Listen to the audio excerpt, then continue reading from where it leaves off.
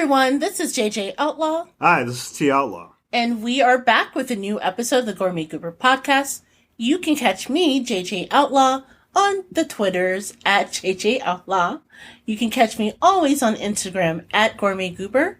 If you happen to be on Facebook, I am. I admit I hate it, but it's a part of life. But if you're on Facebook, you can always look up the Gourmet Goober blog because that's how we started. And as always, I host this show with my very talented, very funny, very... What is your nickname again? Well, right now we can start with Dark Desperado, but... damn, now I forgot what the heck... I'm not calling you Skinny Fat Albert. Thank you, Skinny Fat Albert. That's what it was last week. T Outlaw, a.k.a. Big Daddy, how are you doing? I'm doing quite well. You can find me, T Outlaw, on Instagram at T Outlaw Josie Wells and on Twitter at T Outlaw. That is TOUTLAW. And you can also look me up at Dark Lucius, but you won't find me. Dark Lucius? What is that? That's my new moniker now. Okay, every week you come up with a new moniker. The pandemic is not going on that long. No. It's been 2 years. I realize it's been exactly 2 years today since you last been in your office at work, but I draw the line at calling you Dark Lucius. Absolutely not. It's better Dark Lucius than Delicious.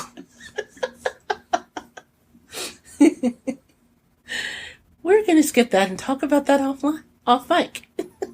You can, but one day, one way, you will be calling me Dark Lucius.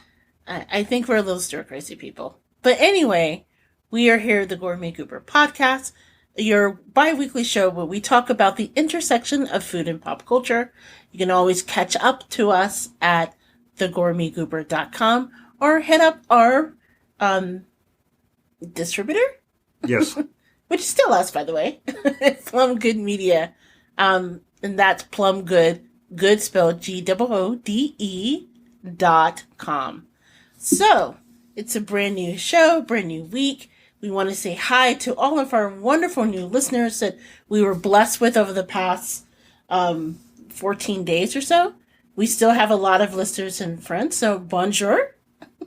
And it turns out we are growing in England as well, so... Tally-ho. All of you in the UK, tally-ho. And if you happen to see Tom Hiddleston, tell him hi for me.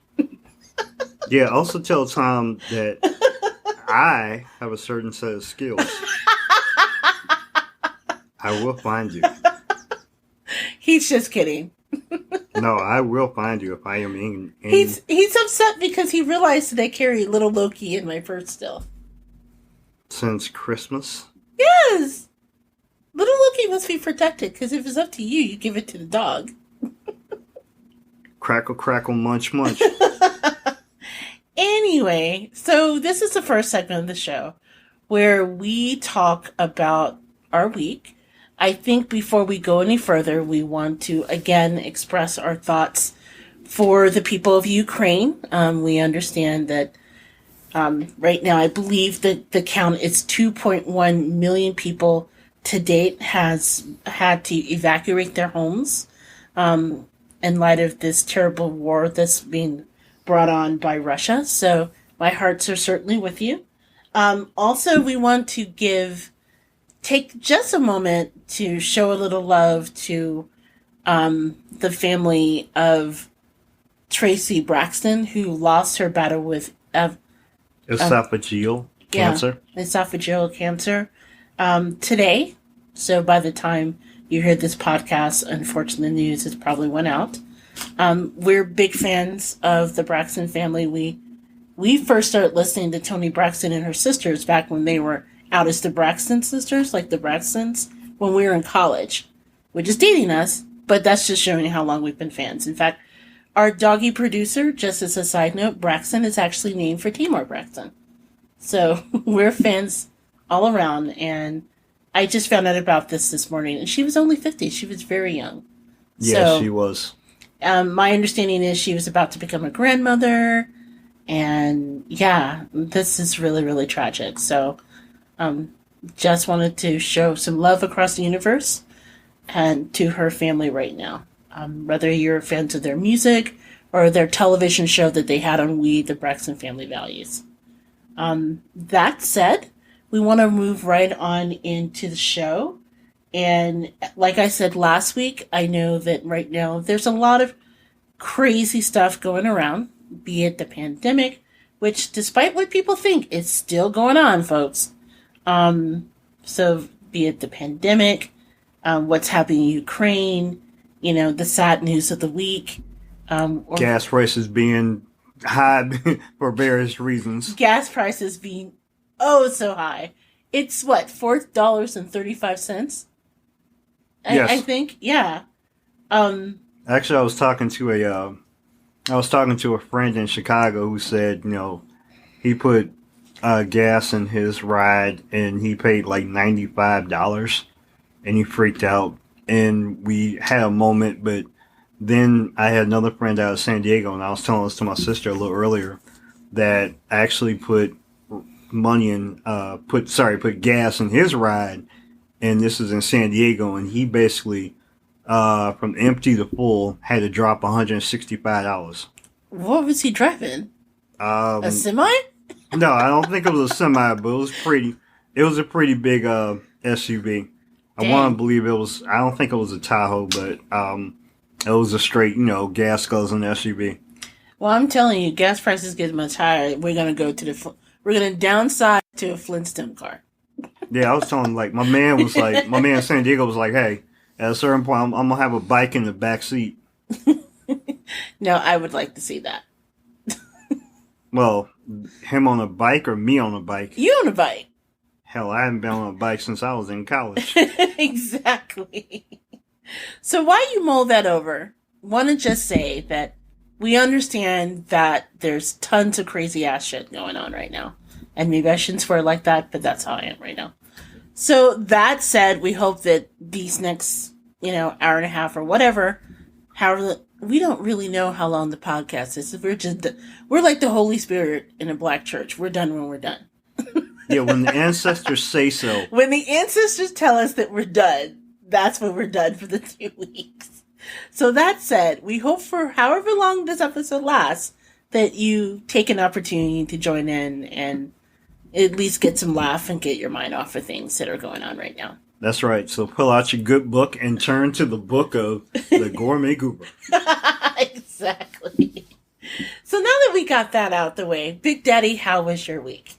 For the most part, my week was almost like every other week during the pandemic. It's just a lot of being at home, God bless, as opposed to being out in those streets, those COVID, lightened but still apparent streets. Did a lot of work for work. Also did a lot, tried to mess around, do some stuff around the house. Failed horribly. But basically just tried to get through these times with the best tenacity I can. Also tried to be good to the Gourmet Goober this week. She's been through a lot. It's been a thing. But also, speaking of, I know I'm trying not to talk too much about Russia and Ukraine. Speaking about Russia and Ukraine. Okay. This is slightly food related, but just for funnies. And I know it's kind of hard to laugh at the funny part of this. But I heard something funny a little earlier about, one of the Goober's favorite things when she took a trip to Canada. We were in Ontario as opposed to Quebec. But one of the big things that come out of Canada, especially the Quebec area province, was the nature of poutine. That's right. The poutine snack, which is basically what, like fries? Okay, it's French fries and cheese curds topped with gravy at its most basic. But yes. Then they also add bacon.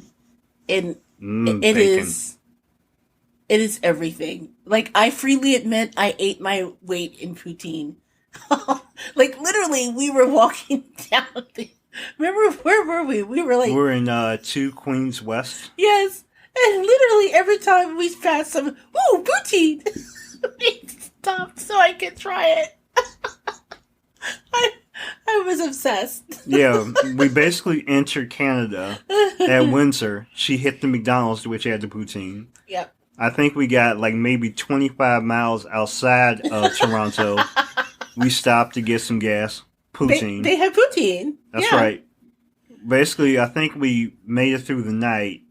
And then the very next day, on the way to, like, we hit the deli. Somehow, I don't even remember if there being poutine in the deli, but somehow she hit poutine. And you know what the funny thing was? I didn't even ask for poutine in the deli. Remember, we were there and we met that guy who, like, worked at the deli, who used to live in the States and spent time in Chicago. And he was delighted that we were from the States visiting. And he was asking me, you know, because, okay, just as a side note, Big Daddy can tell you, my superpower is just random people usually talk about food to me. He'll vouch for that. Like, we'll be in the grocery store and, like, someone will give me, like, a great recipe. We'll be standing in line to go see a movie and someone will ask if I've heard about this restaurant to some random stranger. I don't know if they just look at me and go, ooh, you know, big girl. Maybe we can talk to her about food. Well, we won't say all that. But I don't know if it's like showing in my aura. Right. She just kind of has this delightful little foodie face.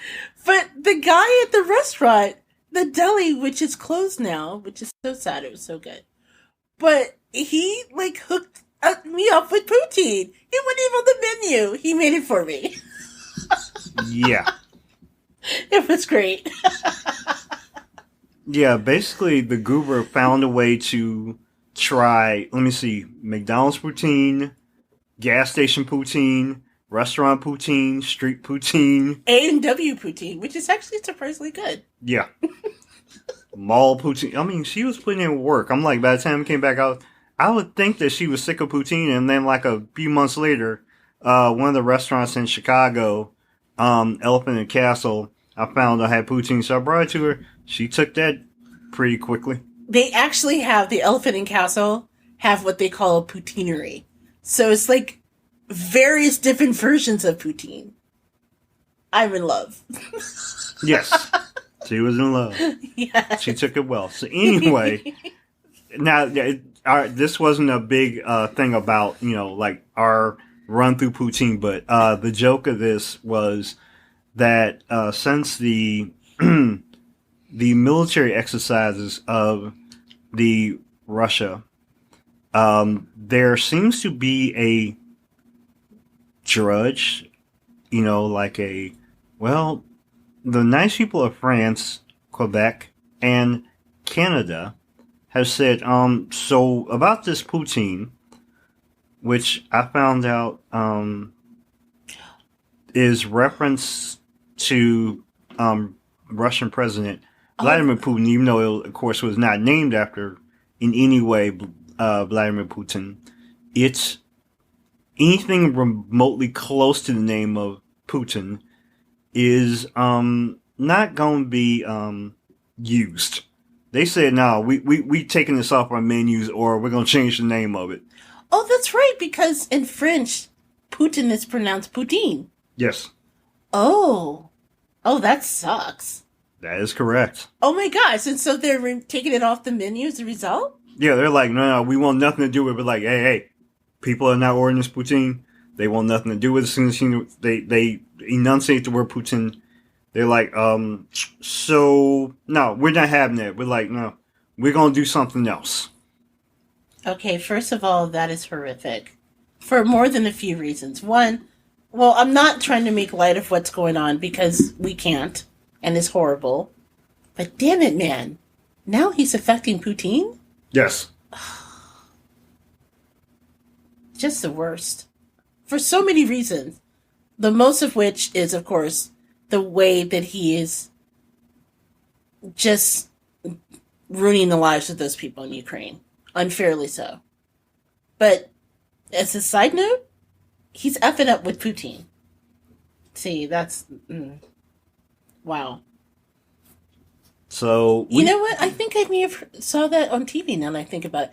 Yeah, that's right, because wasn't there a restaurant in France that was getting threats? Yes. Because people thought Yeah, it was called Maison de la Poutine, which, by the way, just as a side note, that just sounds like my vacation. I would like to go. Like, House of Poutine. House of Poutine. But yeah, there was like, I think it was Maison de la Poutine, and it was in France, and they were getting threats because people thought that they were associated with Vladimir Putin Yes. or Putin. Okay, horrible. And just as a public service announcement to our many friends in France, and I say this because what? Because we get analytics on our show, right? Yes. And like 30% of our listeners are in France for some reason. Apparently, we're really popular in Paris. Who knew? We. Yes, despite our very bad Paris accents. So that said, just as a public service announcement, poutine is something beautiful to be shared. It has nothing to do with that awful man Putin. Okay, maybe they'll rename it. You know, like when we were, what was it? The second Gulf War, when we were dumb enough to like call it freedom fries instead of French fries because France didn't go along with us. Yeah, we'll take these French fries and put a boot in your rear. Even though technically freedom fries, one, it was done because French fries don't even come from France. Okay, it's Belgium. It's pommes frites. Okay? Gotcha. So renaming it really didn't do anything. It's just we renamed it. So maybe we could come up with like a new name for Putin, like little potato piles of joy. I don't know what that is in French. You speak French. Do you know what that would be? What was it again? Little piles of potato joy. Petite, pile, la joie. La Wait, joie, wait. la Is it joie pomme? petit. Because pomme is potato, right? Because Pomme, yes. I think it's pommes frites. Because frites. Okay. Yeah. Petite pommes frites. Les joie. Les joie. There you are. Et joie. Et joie. Les pommes frites et joie. Because I, from what I understand, because, and you and I had talked briefly about this, but not to the point where they were taking it off the menu. I didn't know that. That's insane. Was when I saw on the news about the threats, part of the problem is people in France aren't familiar with Poutine. Right. People of France, do not be afraid of the Poutine. The good Poutine, not the bad Poutine. The good Poutine, it is, as we say, life. Take it from me, I've become an aficionado of the poutine. The beef. Yes. Whatever that is. It's really get your life and just enjoy it. It's so simple and so good. And it's been a while since I've had some. And I've really tried. I've really had to control myself thinking about it. But yes, poutine is delightful. And it would make me sad to know that people are not enjoying really good poutine because of that jerk overseas. Please don't discriminate and be nice to the people serving poutine in France. Yes. Also, at the same time, to those people who might be take offense to this, I'm not catching a bot or any kind of issues on the blowback of this, but all opinions that were voiced on this on this episode were those of the Gourmet Goober and the Gourmet Goober alone. Oh, so you're just gonna throw me under the bus? If there's something below the bus, like below the bus, wow, I'm putting you up under. Okay, because I'm not catching a bot just because we're talking about jerks, which are once again the opinion of the Gourmet Goober and the Gourmet Goober only. Gourmet Goober Podcast and Plum Good Media, but not to you, Outlaw, who had nothing to do with this whatsoever. So in other words, if the Russian bots come after me, that is because I said something. Once wow. again. I got nothing. Got nothing to do with me. I'm not catching these cyber, people. No. I'm gonna be like your mama. Don't put my name on the internet like that. Wow. I will I will pull my name from the internet and you will just call me Ghost. Mm-hmm. Yeah. But anyway, enjoy your poutine.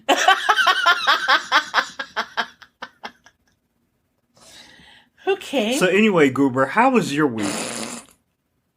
Well, great until you just turned on like a Russian cyber farm against me. Hey, you gotta take what you gotta take. I'm trying to protect the venue. The entity that is T Outlaw, nay, Skinny Fat Albert will stay as is. Okay, Once again, Goober, how was your week?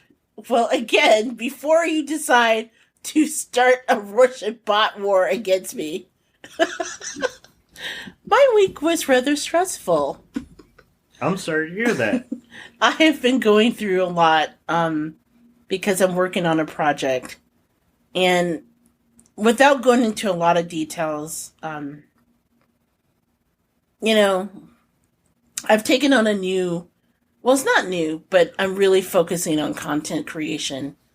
And there's one big project that goes out in May. And you and I, without going into a lot of detail, because I don't want to, because again, we don't share everything about our lives. You may think we do, Mr. Turn the Russian cyberbot against me. Hey. But there's a lot we keep to ourselves. That said, we are going on something of a vacation, and we finally scheduled like the first vacation in a long time. And I'm like, okay, I'm going to go ahead and hit go. But this project comes up like right around the time of the vacation. And now the clock is ticking that we have to have everything out before we leave. And I'm freaking out because as Big Daddy can tell you, and this is kind of not something to brag about, but, that whole, allowing myself to go and just let my hair down, especially given the pandemic and then our health issues the last couple of years, like the surprise thing that came up. And it's just been a lot. And so I think it kind of took its toll on me this week to where on Friday afternoon, I was completely spent. I basically told Big Daddy, look, I'm not making dinner. I'm not doing a lot of stuff. I just need to decompose. And you need to decompose. Okay, maybe that's not the right word, but... Are we referring to decompress? Decompress is what I meant to say. Gotcha. Sorry. I don't know why I said decompose. I think I was still in a shock because you apparently decided to throw me under the proverbial bus. But, run you over a few times. Back it up just to make sure. Ease up, back it up, reel up, bring it back on, rewind. And, you know what, just as a side note, as women, particularly women of a certain age, we're used to juggling a lot, right? Particularly in a lot of ways, if we're caregivers, and it doesn't necessarily have to be of a child. It could be of a loved one. It could be of a parent. You're juggling that. You're juggling work. You're juggling your own emotional well-being. And it's just really hard to kind of get to the point where you can be good to yourself and just take a moment back and just say, okay, that didn't go well. Forgive yourself if you've had a bad meeting or you forgot something at work or something like that. Just to step away and give yourself permission and go, okay, you can start over again. It's all right to just sort of give yourself that space.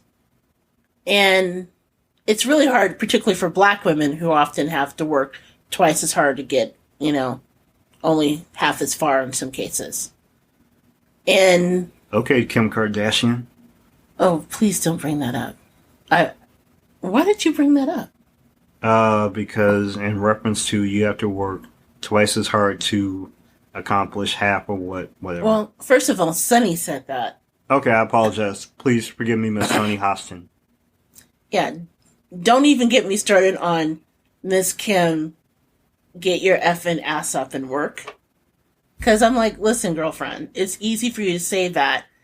And also, Sunny said, it's easy to brag when you have a home run when you started on third base. That goes without question. And the way that she said that is insulting. And, all of us, run different hustles. I run Plum Good. We do this podcast. I have a regular 9 to 5. I'm not the only person who does that as well. But yeah, when you reach that proverbial wall and you feel it to the point where you're just like, you know what, I have nothing left in that cup to pour out. That's where I was at the end of the week. And it's always frightening when you get to that point, especially for me, because that leans into anxiety and other things. And I know for me, what I had to do was I had to take a step away. So today, for example, and I know what did you do? No, you know about that. Today we went on the doggy road trip with Braxton. Or I did. Yeah, you did. You were asleep. That's right. She left me at home alone. You were knocked out of sleep because you always sleep on Saturday mornings. Yes, I do. And so what that is Braxton, our dog, the world's best doggy podcast producer. He loves being in the car, seriously, to the point where whenever the keys jingle, he runs to the door and looks at me like, okay, we're off, right? And this morning, I didn't even intend to take him on the road trip. That's the funny thing. He just wouldn't get off the couch. He just wouldn't. Our dog is the ultimate sleep potato, couch potato. Literally getting him to go outside. He's so well trained for wherever his past owner is. He can be on the couch for hours, and then whenever we take him out, that's when he has to go. But we try to keep him on a routine. So every morning we try to wake him up. He usually, feigns indifference. I have to drag him off the couch or his dog bed to get him to go. And so this morning, I just couldn't make him leave. So I put on my coat. He was watching me put on my boots. And finally, I grabbed the keys. And Braxton's like, oh, it's on. Okay, we're going. So we went outside. And then he ran to the car. And then I realized, oh, I don't have my purse. We'll have to walk back. And then he did dead weight, we're not going back. You just got to let me in the car. So I'm like, okay, well, let's take a road trip. So we went to Dunkin' Donuts, which is very simple. Just like their donuts. Oh, don't get me started on the donuts. No one goes to Dunkin' for the donuts. That's why they call it Dunkin' and not the donuts now. But we did pick him up a doggy pup cup, which, if you're unfamiliar with a pup cup, literally it's the most simple thing. It's like a cup full of whipped cream. Right. And in this case, because I went to the other Dunkin', the one down the street, I suppose. No, the one in Portage, as opposed to the one down the street from us. Gotcha. Okay. So we went to the fancy Dunkin', and he actually got a couple of munchkins. So it wasn't just whipped cream, it was 2 donuts embedded in it too. So he just thought he won the doggy lottery.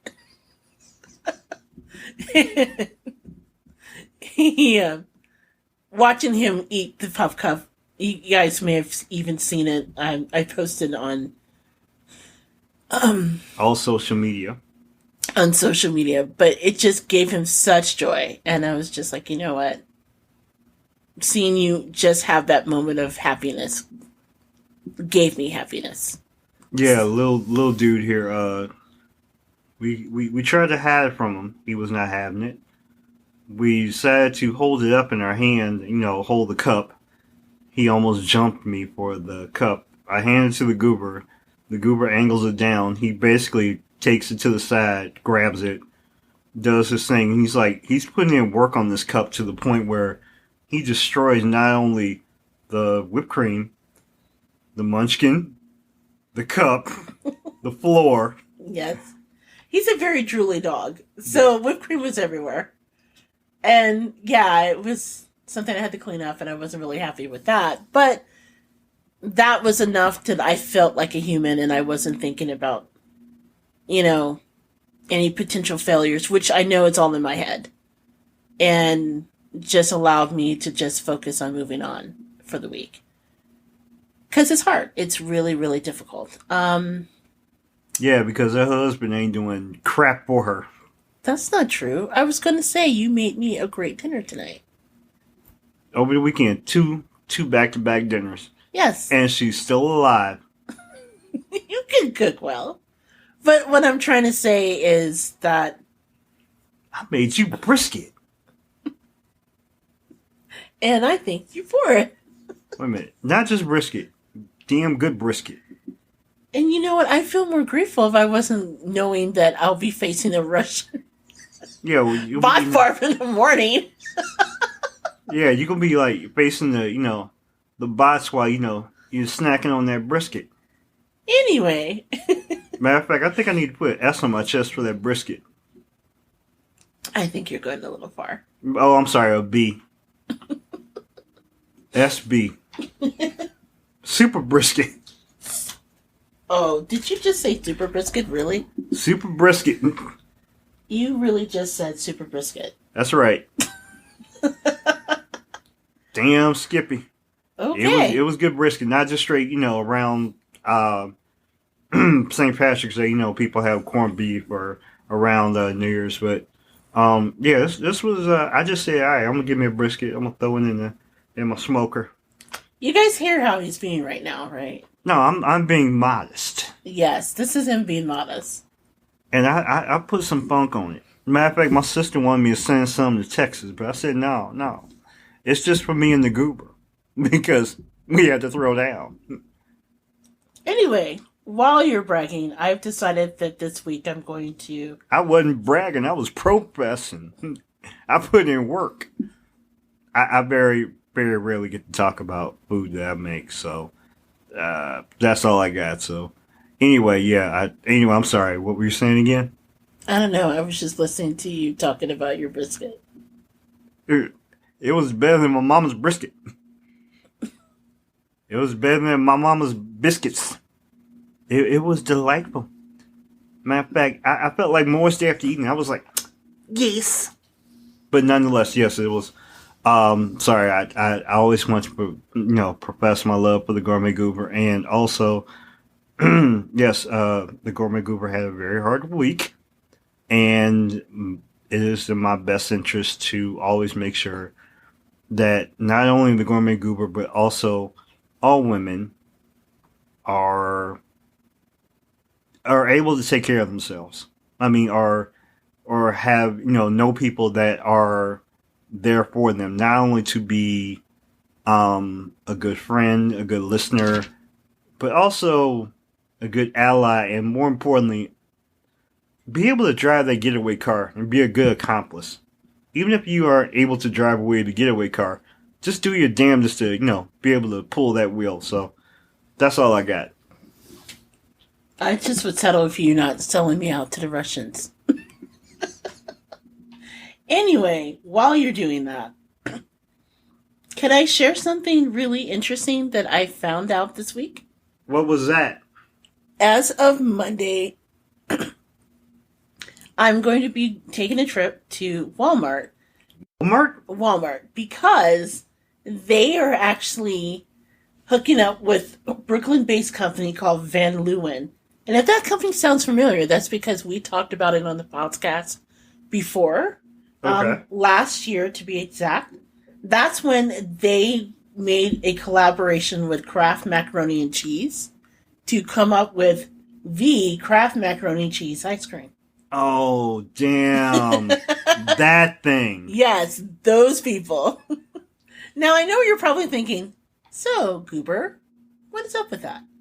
Well, As Let's. of Monday, 3,500 Walmart locations across the country will get an exclusive line of 7 flavors nationwide from the Van Leeuwen Ice Cream Company. The limited collection, which is covers everything, including Kraft macaroni and cheese. They also have a pizza flavor in the collection, hot honey, world royal wedding cake, which is actually based on the wedding cake that Harry and Meghan had at their wedding, bourbon cherries jubilee, and wild blueberry shortcake. And this is in addition to a Little Debbie ice cream cake, ice cream that they also debuted in there as well. Okay. So here's what's in the collection.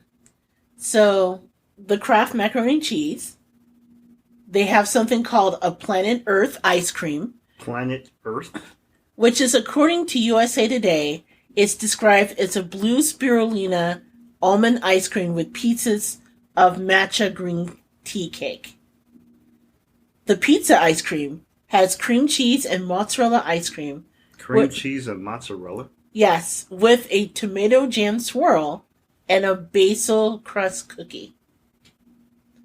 Now, the hot honey sounds like it might be more up your alley, though. The hot honey is vanilla ice cream with honeycomb and swirls of Mike's hot honey, which I have to say, hot honey is amazing. Well, just hot honey. It may not be Mike's, but that's the one we use, right? Yes. Now, the royal wedding cake is, again, inspired by Harry and Meghan's wedding cake. So it's a floral sweet cream cheese ice cream with chunks of lemon sponge cake with layers of elderflower frosting. Sorry. And I know you're giggling because Marty Pod thought of your mother smells of elderberries. Yes, that would be one.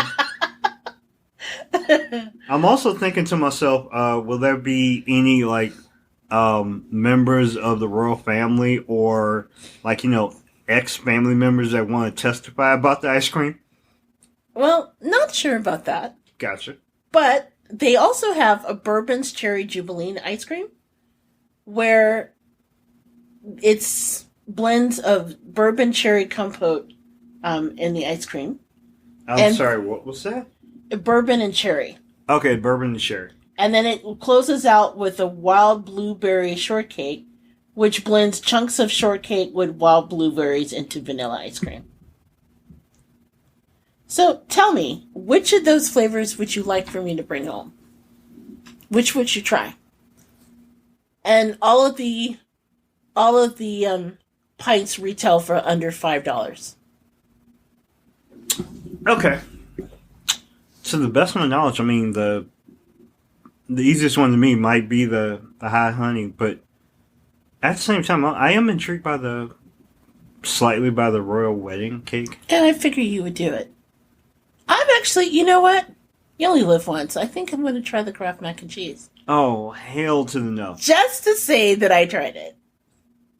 It didn't sound good to me when we first mentioned it.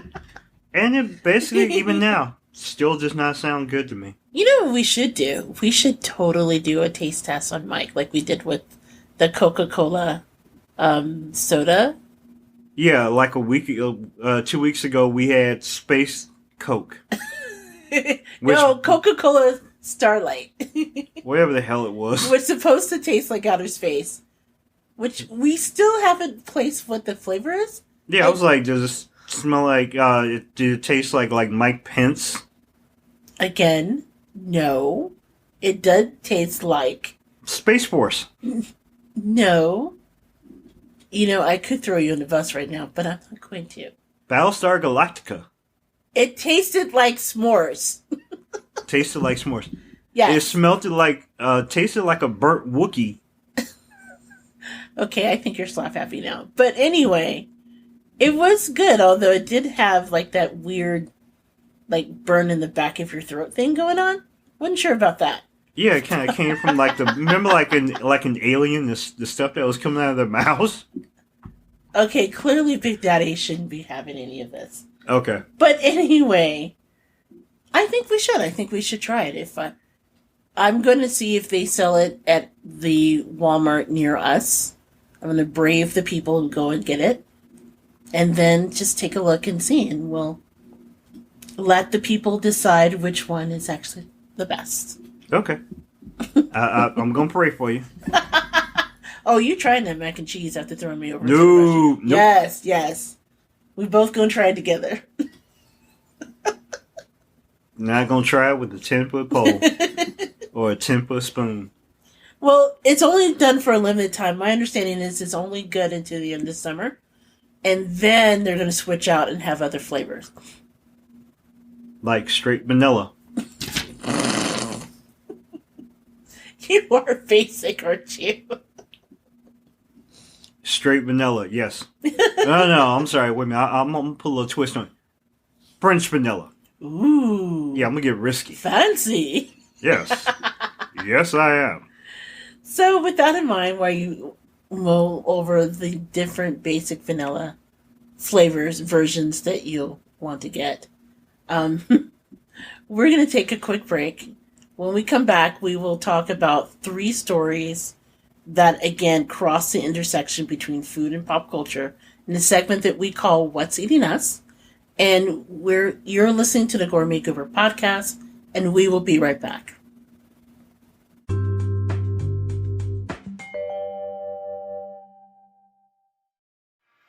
Hi, I'm Carrie. And I'm Emily. And we're the hosts of A Dark Cup of History, a spin-off series to our regular podcast, A Nice Cup of History, where we dive headfirst into the weird and paranormal aspects of the world we all live in. If you want to know your woman in red from your woman in white, or precautions to take against demonic dolls, and just where to go to find black shuck on a moonlit night, why not give us a listen? Together we talk about the dark, creepy, and downright terrifying parts of our history and folklore, as well as what you should do if you ever encounter any of them. Interested? Come and find us on Buzzsprout, Apple iTunes, Spotify, Stitcher, Pandora, iHeartRadio, and pretty much anywhere else you'll get your podcasts. So turn on the lights, grab a blanket and some rock salt, and let's get dark. Hey everyone, this is JJ Outlaw. And T Outlaw. And we're the co-hosts of the Gourmet Goober podcast. Hey, let me ask you something. Have you ever wanted to make a podcast of your very own? Well, Spotify has a platform that lets you make one super easy and distribute it everywhere and even earn money. It's an all-in-one place solution and it's for free. Get that. It's called Spotify for Podcasters, and here's how it works. Spotify for Podcasters lets you record and edit podcasts right from your phone or your computer, so that way, no matter what your setup is, you can start creating today. And get this, you can distribute your podcasts to Spotify and everywhere else that podcasts are heard, right? You can even make video podcasts right on Spotify as well. With Spotify for Podcasters, you can earn money in a variety of ways, including ads and podcast subscription. And best of all, did I tell you guys it's free, right? Because it's free and there's no catch. Let me tell you something. Ever since I discovered Spotify for Podcasters, I've been loving this platform, okay? It makes creating and producing the Gourmet Goober podcast so easy to do. And it makes it so easy as well to distribute the show through all the platforms. And you guys know you can hear the Gourmet Goober podcast everywhere. So I highly recommend it you give this a try. Do me a favor, download the Spotify for Podcasters app or go to www.spotify.com/podcasters to get started today. Thank you for listening to the Gourmet Goober podcast. Now back to the show.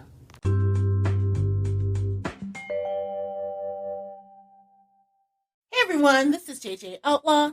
Hi, this is T Outlaw. And we are back with the second segment of the Gourmet Goober podcast. And what we call What's Eating Us, that's where we share the news of the week that covers the intersection of food and pop culture. Just as a reminder, if you have a comment about any story that we talk about, or even if there's a story that you would like us to share with our listeners, you can email us anytime at thegourmetgoober@gmail.com. And this week's 3 stories, gotta say, sort of left me shook. Okay, left you shook. just for some of their audacity and just kind of general craziness. Yeah, that's basically all stories we have. So let's talk about the first one. This one, I have to admit, is probably the insane thing I've heard this week. Only because, dude, they're children.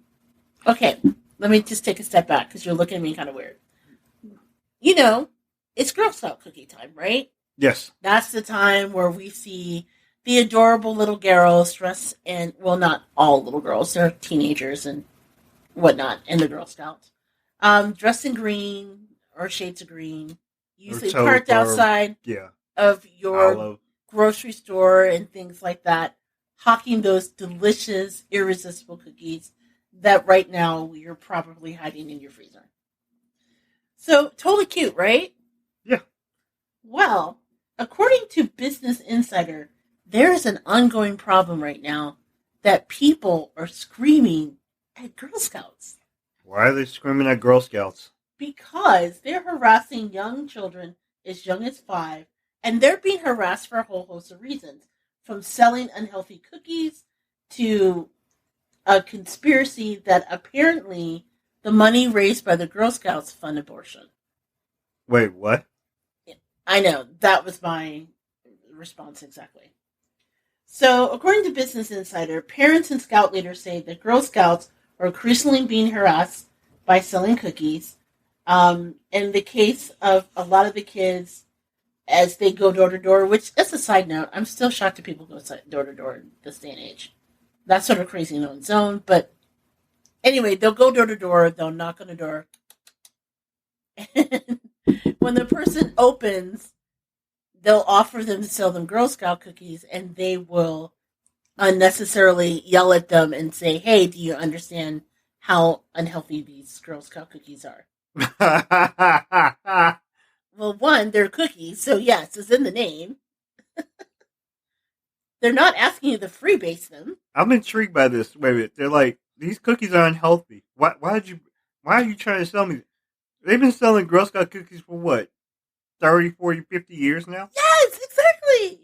So this actually came from a recent post about cookie seller harassment and a popular Facebook parenting group that netted more than 100 replies. And they had dozens of stories from troop leaders and other adult volunteers and what their girls endured. So it may be because of the pandemic or something along those lines. But there is a case, for example, that there's a woman that went door to door with Girl Scout cookies. And she's seen passerbys make comments about weight gain, telling the girls they can't trust themselves to have Thin Mints at home. And they accuse the girls of poisoning people. Okay. Which is insane. That's hilarious to me. They're children. What do they have to do with that?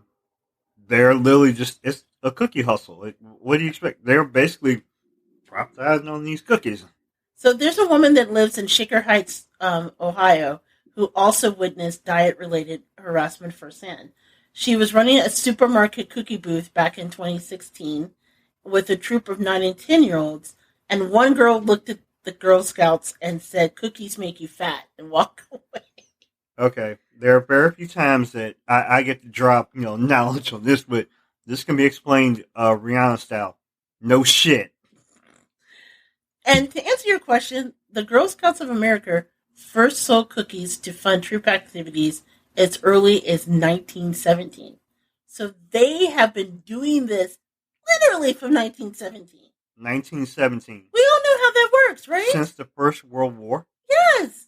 That's over 100 years. So the idea that you are taking out your aggression for the Girl Scouts, they're children. Why are you screaming at them? Other reasons why the kids are being yelled at, there's one parent in particular who said that the use of palm oil in Girl Scout cookies, there was a 5-year-old who got yelled at because of that. Wait a minute. What, palm oil? Well, apparently palm oil is used in commercial baked goods. Now, the oil itself is controversial according to this article because the production has led to deforestation and disrupted the habitat of endangered species. Oh, good grief. And trust me, I believe in global warming. I believe in taking care of the planet, all of that. But at the end of the day, come on, what is this 5-year-old going to do? Go back and start protesting? What would you have her do? She's fine. Let her be. If you don't want the cookies, just leave them be. Yeah, just keep moving. Like, hey, just say no. Just Nancy Reagan said, just say no. No. Exactly. Yeah, just keep moving. Now, to answer your question, your response earlier about the abortion issue, there is a weird and very wrong conspiracy theory that was put out in 2004. There was a leader of an anti-abortion group in Waco, Texas, who took out ads to protest a cozy relationship, quote unquote, between the Girl Scouts and Planned Parenthood. Apparently, there was a group that included a Waco area Girl Scout cookie troop that put his name and logo on brochures distributed at Planned Parenthood sex education programs for tweens and young teenagers. So, according to the NBC news report that covered it back in the time, this was not true. And it wasn't that big of a deal. Apparently, it was like a one-time affiliation or something, but it's not like the Girl Scout Cookies of America has anything to do with Planned Parenthood. The Girl Scout Cookies of America. Oh, the Girl Scouts, of America. USA. Right. So, and there's a simple way you can even check this. Having used to work in grant writing, there's a form called a 990 form. Okay. And the 990 form is filed every year by nonprofits and corporate entities that you can actually see where the money's going. It's very useful if you ever want to fund an organization and you want to see, are they distributing the funds that they're raising to the people who need it, or is it a money grab where they're taking it off the top, right? Okay. So the 990 has to tell every financial relationship with every organization that they interact with. And every 990 that's been issued, and this is a federal form, there's no relationship. But the damage was done when this lady put this rumor out there. And as a result, it's an ongoing issue where there's another woman by the name of Indu Rajan who leads a Girl Scout cookie troop in Dublin, Ohio. She was working a cookie booth in front of the local Walgreens when a woman approached her that said she wouldn't support the Girl Scouts until they dropped their support of Planned Parenthood. The girls, who were all age 10, had absolutely no idea what was going on, and the parents reportedly was too shocked to respond.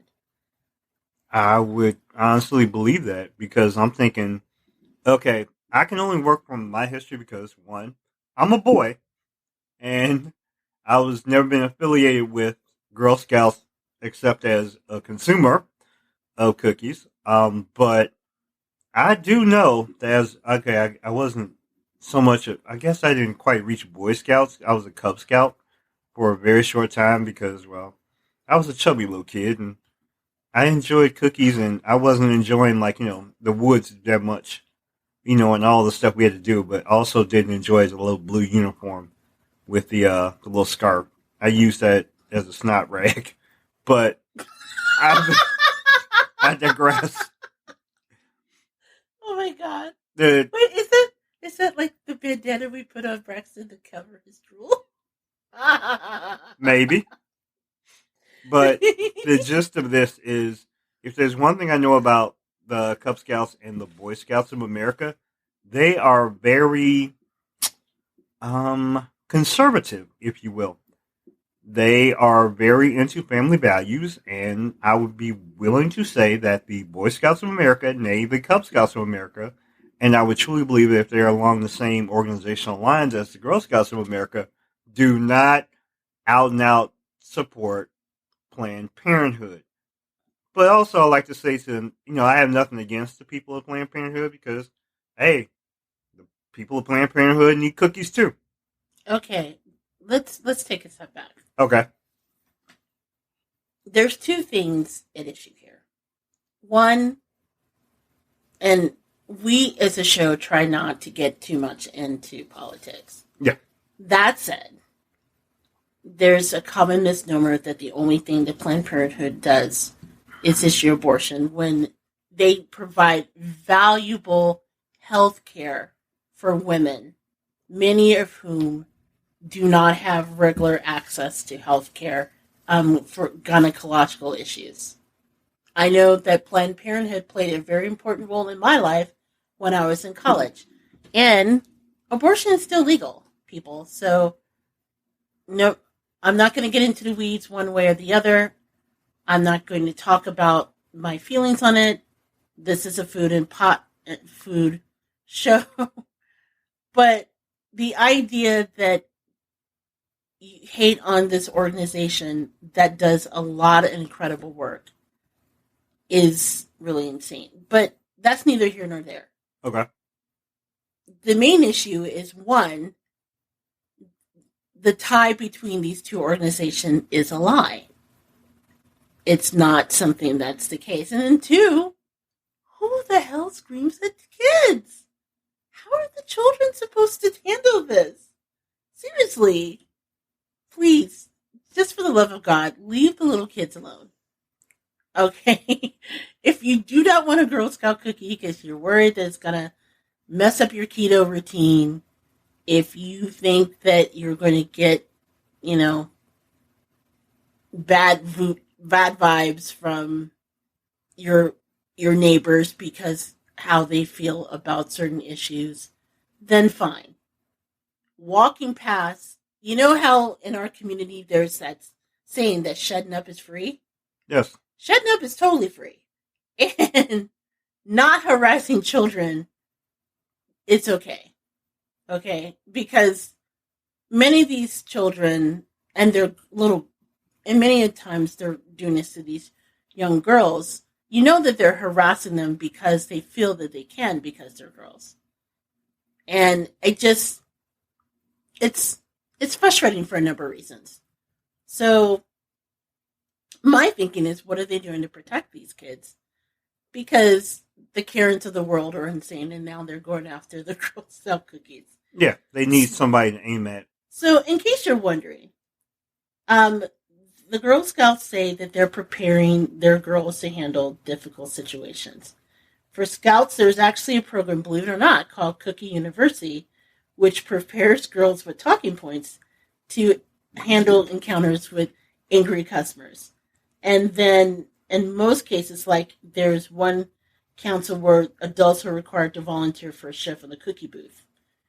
And girls can have them take over a conversation they feel uncomfortable. But all I can say is, look, I know we're all on edge. I know the pandemic has got us squirrely. I realize that. We live in a world where people are literally like harassing people because they want their children to wear a mask. They want their cookies on time. But at the end of the day, they're cookies, okay? You either have a choice of eating the cookies or not eating the cookies, but yelling at the kids are not okay. Oh my gosh. Even though, now that I think about it, the last time I saw, and this might have been just before the pandemic, or maybe it was around the time we talked about, trying to get the Girl Scout cookies in GI. Yes, the Girl Scouts did not deliver to us. In fact, that was actually an episode of the podcast the episode is called Cookie Quest. Yes.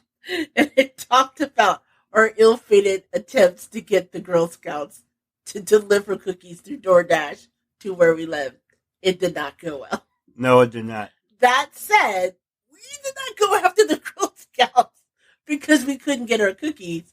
Actually, we hightailed it over to Aldi's, which has their own Girl Scout cookie knockoffs, so they're really good.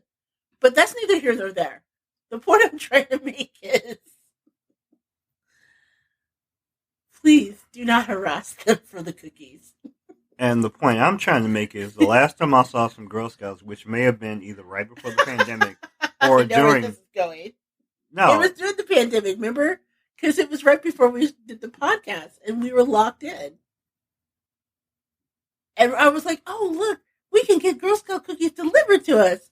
And then we put in our zip code, not you people. And remember? And then we thought, oh, we'll go and pick them up. Not you people. Yeah. Okay, that was not okay, y'all. And we did call you out for that, Girl Scouts. But we don't believe in harassment. Right? Right. Okay. Gotcha. We do what we do. But And I yeah, have to say the knockouts are really good. they're almost dead on. I mean, I'm thinking that there's a hustle. Since they couldn't filter it out, like, without catching heat, I think they might be filtering them through another consumer.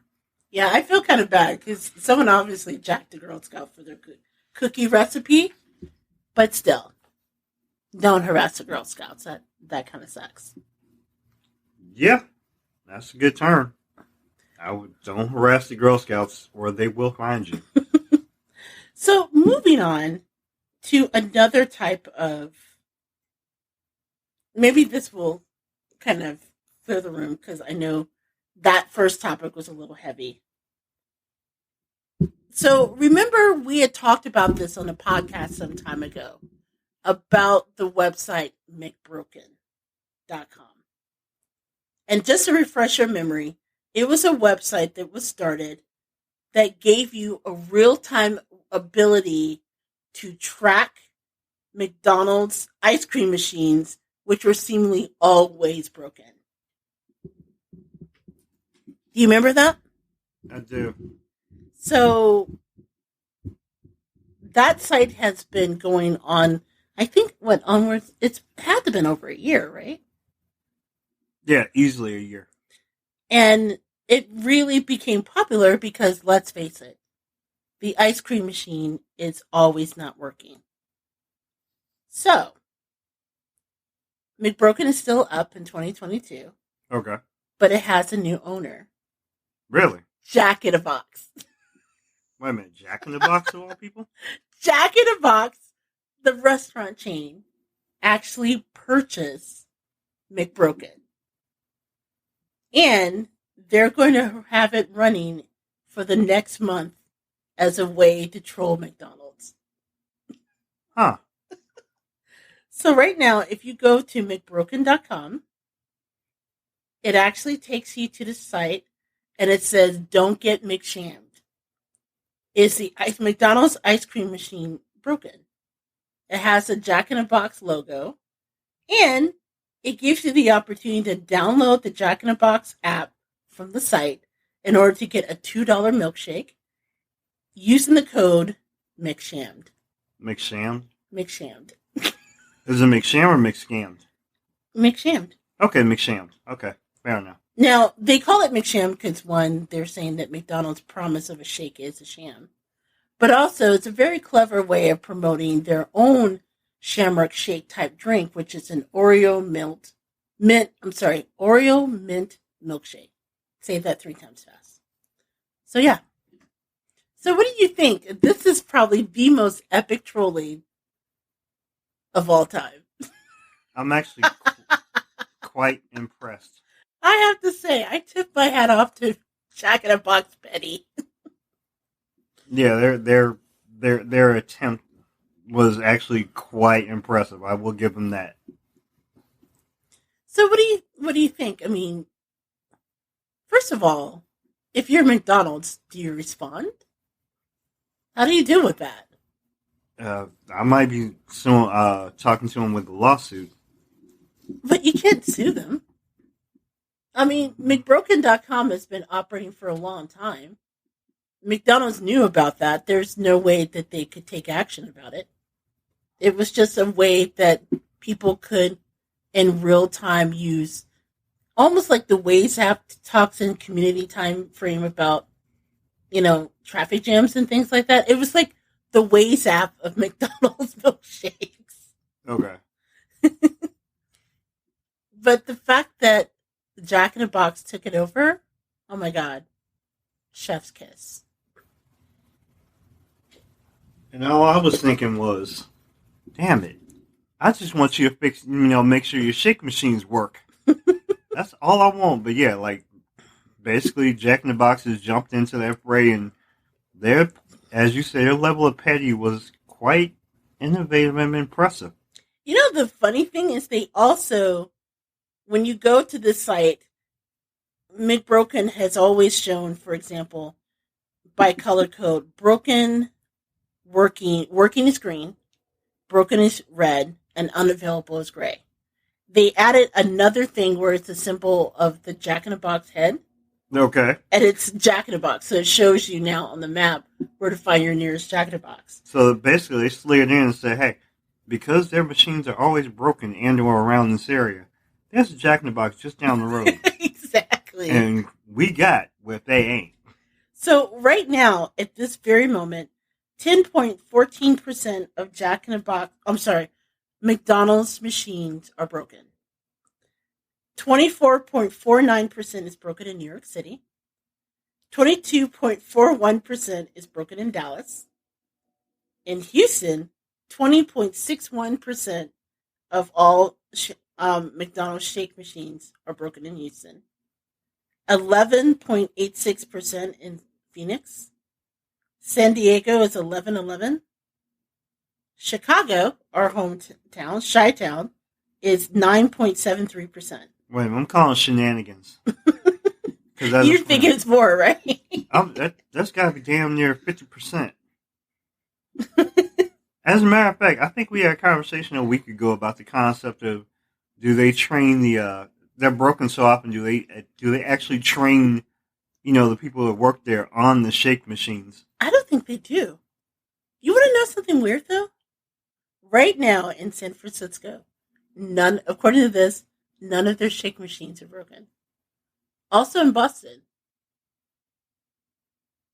Yeah. Although we did see the wire, so I can kind of see they don't want to go without that sheet. No, they don't want to catch heat. And I'm sure during Shamrock season, no. Exactly. Since we're right on the precipice of the Shamrock season. Oh, no. Marty, I'm sorry, on St. Patrick's Day in Boston? Right. Oh, yeah, their machines work. Right. Because if, certain people want the, Shamrock shakes, they're not going to fake the funk that week. So if you live in San Francisco or Boston and you're listening to us talk about the broken machines, are they, like, confused? Like, dude, man, our machines are working. Like, do they think the rest of the country is making it up? No, I'm thinking they're I think somebody's lying to us. I think there's some liars out there. One, because I truly, like, if you work for, McDonald's, you're definitely free to, inform us, but tell the truth. And, keep it anonymous, but, keep it on the low, but tell us the truth. Here's another thing to think about, too. Jack in the Box aren't available everywhere.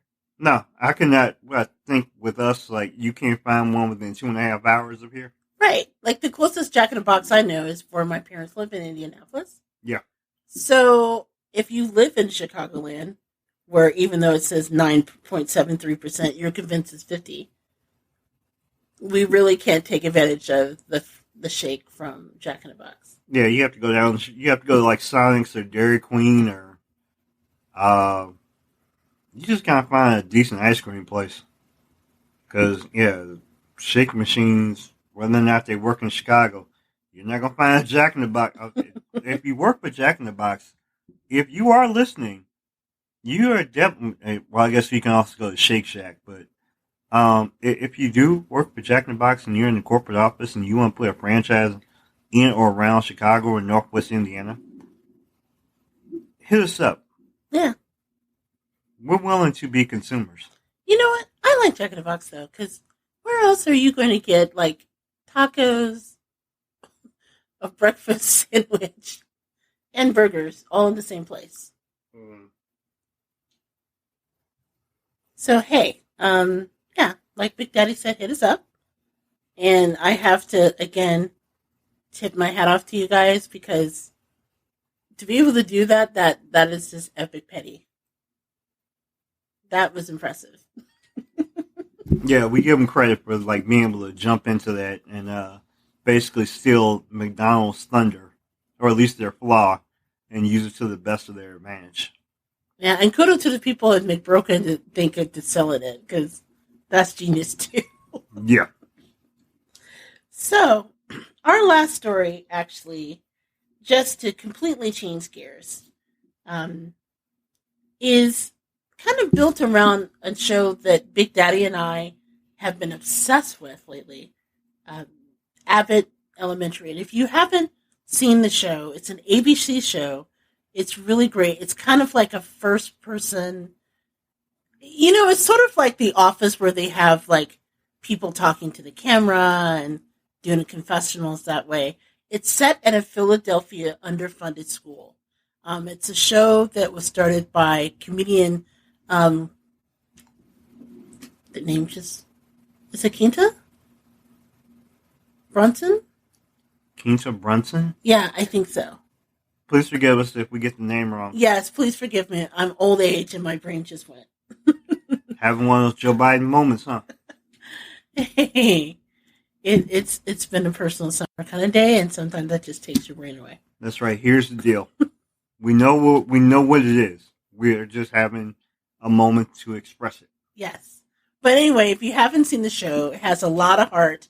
And it has a really great cast, like Cheryl Lee Ralph, who we love. Tyler James Williams, who you may know from Everybody Hates Chris. Yes. He's in the show. It's really funny. It kind of calls attention to the plight of the teachers and the work they do every day to ensure that these young children, despite being in an area that's heavily underfunded, so they have, lack of resources as far as supplies and ordered books, but making sure they do the best they can to give these kids the education they deserve. Right. And that's a fun note to, I wouldn't say a full love, but, gives a cool nod to Philadelphia. Oh, yeah. Philadelphia is definitely part of the show, which I think is lovely. And the way that they weave Philadelphia culture, using words like John and things like that. So, yeah, kudos to them for doing it. So, Big Daddy and I watched the show first, and then I introduced you to the show, and you've been binging it. Because, again, it's really, really great. It's on a temporary break, but just as a side note, what they're doing is this show has been getting so much love that they hadn't had to spend all of their marketing dollars. So what they're doing, I really love it, is they're partnering with Scholastic to donate some of the money to schools like the ones portrayed in Abbott Elementary to help these kids. Isn't that great? Yeah, it is. So one of the episodes in particular that really got us talking has to do with pizza. There's an episode where Tyler James Williams' character, his name is Greg, and as it turned to find out, Greg is not fond of pizza. No, he is not. Now, I love this episode for a couple of reasons, and I don't want to give it away, because you have to see the whole episode to find out some of the nuances of Greg's character. So I came away with two thoughts. One, you or Greg. You're like, I love you're pizza. eating, no, not just the pizza, but just like your eating style. It's very similar to Greg.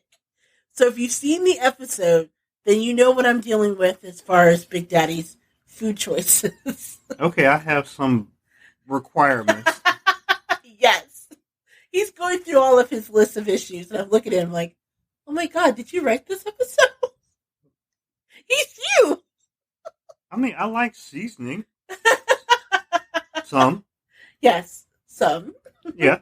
I definitely flavor things up, but at the same time, yes, I like things very traditional. I'm a vanilla eater. Yes, yes, he is. I just stick to my basic food groups. The consistent meats.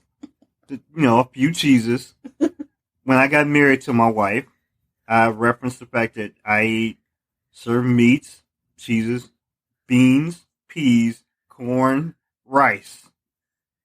Everything else is on a negotiation basis. Yes, although he's opened up the negotiation, so we eat more than just that, thank God. Knock on wood. Yeah. So anyway, so that got us talking a great deal. And I came across this article that, speaking of pizza, because that was one of Greg's bugaboos, that I saw in a lot of foodie groups that I was a member with, and it was dealing with pizza, in particular, pizza enjoyed by, of all people, the Teenage Mutant Ninja Turtles. And I know you're thinking, what does this have to do with things, right? Teenage Mutant Ninja Turtles, yeah. So, first of all, if you guys aren't familiar with the Teenage Mutant Ninja Turtles, get your life. It's really a great show. I happen to love the cartoons of the 90s the best. I've seen them all with my little brothers. Shout out to them who pretended like they're Ninja Turtles and jumped out the window.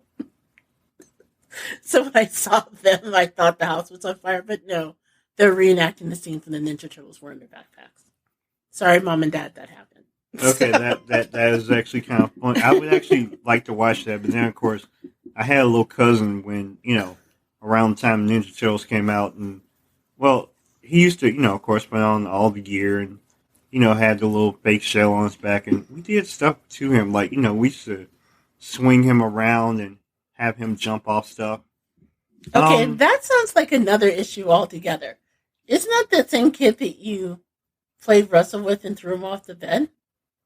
That was my other. That was my play cousin.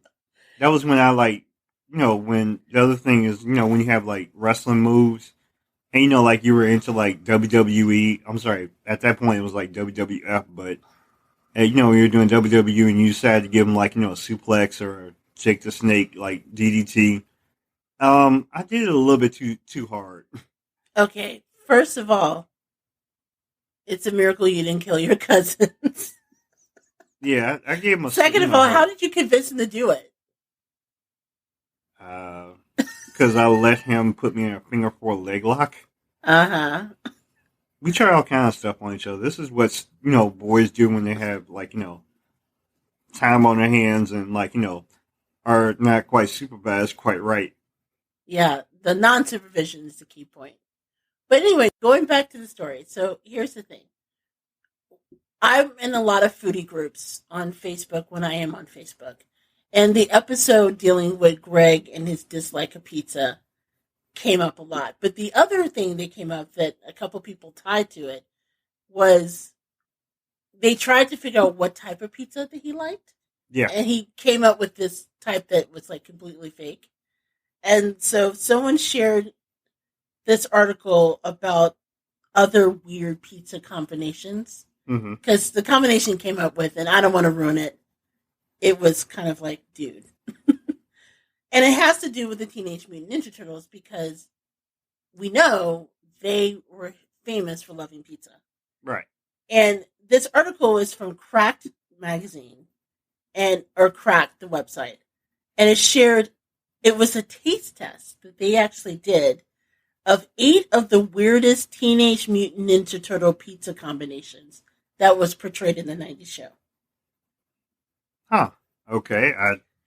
I'm almost afraid to know what these were. Yes. So keep in mind, they live underground if you've never seen the Teenage Mutant Ninja Turtles. They're mutants, they're ninjas, they're turtles, and they love pizza. That's all you really need to know about the show. And so for some weird reason, they were able to order pizza and it was dropped in the sewer where they lived. Again, all you need to know. It was the 90s. We didn't ask questions. Yeah, it's like hanging out with pizza rats. So anyway, the episode, the 4 turtles would order pizza and they would have some combination of weird topping. Mm-hmm. And what they decided to do is they took a vote within the Cracked website with the understanding that the person who wrote the article actually tried them. So, for example, the first combination was jelly beans and sausage, and it was taken from an episode called Slash, the Evil Turtle from Dimension X. I'm sorry, did you say jelly beans and sausage? Yes, I did. Huh. This was actually something that Michelangelo particularly had a fondness for. It's a topping. So the way that worked is that they would get these ideas for insane pizza toppings from the episode. They will try their best to recreate it in their test kitchen, right? Mm-hmm. And then there was a score either radical, if it's good, or curses with shredder, if it's bad. Okay. So it's either radical or curses. So, the first one, I just thought I would share this and see, one, if you'd be willing to try this as a pizza topping. And then two, do you think it's radical or curses? Is there like a middle ground in this? No. Unfortunately, It's radicals or curses. You're going to hear a lot of curses. So, jelly bean and sausage. Jelly bean and sausage. Jelly bean and sausage. First of all, would you try it? Okay. I gotta admit, this is interesting because technically I love jelly beans since I was a little kid, like Ronald Reagan. And if you're talking about the one thing I absolutely, positively, truly have to have on a pizza, It's sausage. it is sausage. Yeah, you can crumble it, you can chop it up, you can, flambe. Yeah, you can smoke the thing. Yeah, I love sausage. Okay. Now, I'm gonna think like the texture might be weird, especially when if you bake. I'm sorry, if you do a pizza, put it in the oven and whatever, like it would be kind of hardcore. But you know what? I would actually try it. Yes, I would say that would be kind of rad to me. Okay. So this person who wrote it, they cooked the pie up and they decorated the pie with one of 29 flavors of the jelly. They use Jelly Bellies, okay? So the flavors that they put on the pizza were watermelon, cotton candy, lemon, pina colada. He said something that was a red one that was either very cherry or sizzling cinnamon. I love it that he didn't know. Yeah, even though, wait a minute, this is kind of like the Kool-Aid thing. Maybe they just had red. Just red. That's right. All you need is red. Now, he said the cooking process melted the candy's outer shell, which left a stain on the cheese that boasted most of the colors of the rainbow. It definitely wasn't aesthetically pleasing, but I'm here to showcase my culinary excellence, even though it's clearly not off the charts. My first bite of both jelly bean and sausage was just fine with me. The sausage and pizza were great, and aside from burning my hand on a particularly spicy jelly bean, I had no harsh words about the bean front. He then went on to say that the jelly beans took nothing away from the taste, and he kind of compared it to, like the sweetness, the slight sweetness and savoriness you get for like a pineapple pizza without the pineapple. Okay. So, according to him, it was ding ding radical. Rad. It was rad. So the second choice, number 7, was goulash, and this was taken from the episode called Turtles on the Orient Express. And so basically, if you're not familiar, goulash is sort of this like spicy beef stew. They usually have macaroni in it. Do you think pizza and goulash would be radical or curses? Okay. See, on first, I guess vocally, in my mind, if I heard the word goulash and pizza, I would instantly say no. But now that I'm thinking about it, okay, if I take away the word goulash and actually just, close me, you blindfold me and you just put it in front of me, yeah, I actually would try it. Now that you say, yeah, like a beef stew type, yeah, depending on how wet it is, yeah, I would definitely try it. Well, and it's a Hungarian dish.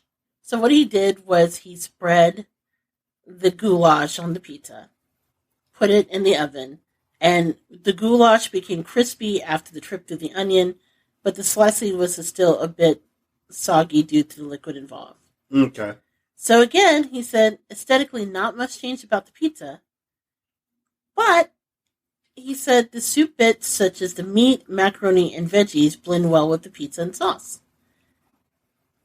So if you're on the fence of getting the full goulash pizza treatment, it couldn't hurt to just order a cup of goulash and dip your pizza in it. So, okay. Verdict, radical. Ding. Rad! Now we're getting to the part that are not radical. Okay. Next, Nervous? next up, peanut butter and clams from the episode Green with Chelsea. mm, We're mm. we're just gonna skip ahead. I'm not even gonna look at the because I saw a picture of this pizza and You saw, wait a minute, from the picture, you're already backing up. yeah, major. Well, Is this an East Coasters type thing? this is a no thing. Wow. Here, let me show you the picture. Oh, damn. Exactly. So, would you try it?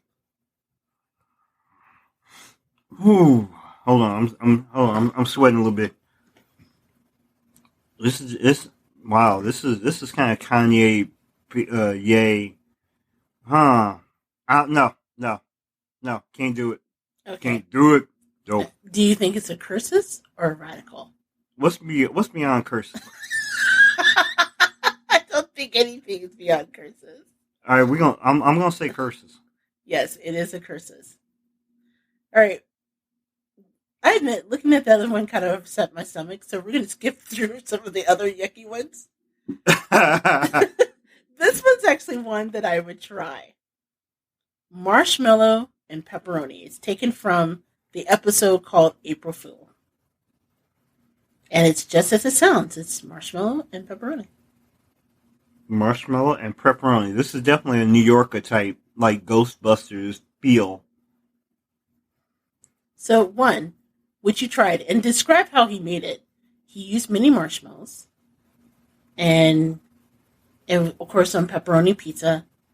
He described that the mini marshmallows kind of became crunchy once you put it through the oven. So you kind of have this crunchy crust on the top, mixed in with the cheese and other stuff with the pepperoni. So, would you try? And I'm on of all of these. That's the one I would try: the marshmallow and pepperoni. Would you try it? You know what? I would try it, and it's for this because second to sausage, pepperoni is one. My second favorite topping. As the Goober knows that, she told me that pepperoni was a meat, and I said, well, It's a meat. it's like meat adjacent, but I'll definitely take it. If you have pizza that was nothing but pepperoni, I'm tight. I'm okay. Marshmallows. Usually I like it. But I guess it is kind of bread. You have like bread of a crust of a pizza and marshmallows. So you know what? Yeah, those two combinations, I would try it. Marshmallow's not a bread though. No, marshmallow is not a bread, but the dough of a bread. Okay. With marshmallows, so it would be in the same family, so it would have that sweet. And along with the pepperoni, you would have something kind of tart or savory. So yeah, I would try it. Okay. Ta-da. So. Is it rad or curses? Actually, he liked it and it was rad. Rad. Radical. So you can check it out for yourself. It's on crack.com. We'll put the link in the show notes. But we will do one last flavor. Okay. Do I need to prepare myself for this? So I'm going to have you choose a number, and whatever number you choose is the one we get. So number 3, 2, or 1. 3, 2, or 1. This is almost like, let's make a deal. Like, do you want what's in the, behind the first curtain, the second curtain, or the third? Exactly. And I can say from the toppings, you're definitely having odds of hitting a whammy. Culinary whammy. Wait a minute, are we getting like our game shows mixed up here? Okay. Let's make a deal. This have to win. Oh, the zonk. The zonk. You'll get the zonk. Okay. 3, 1, 2, 2, 1, 3. Okay, I know I'm gonna feel this, so I'm gonna say 3. Oh God. Number 3 on the list that they tried. It was from an episode. I'm gonna roll up. Called Funny They Shrunk Michelangelo, which sounds like it's a takeoff of Honey, I Shrunk the Kid. Yeah, I'm thinking of Honey Nut Cheerios or something. Okay. Okay. This topping is peanut butter, pepperoni, and double yogurt topping.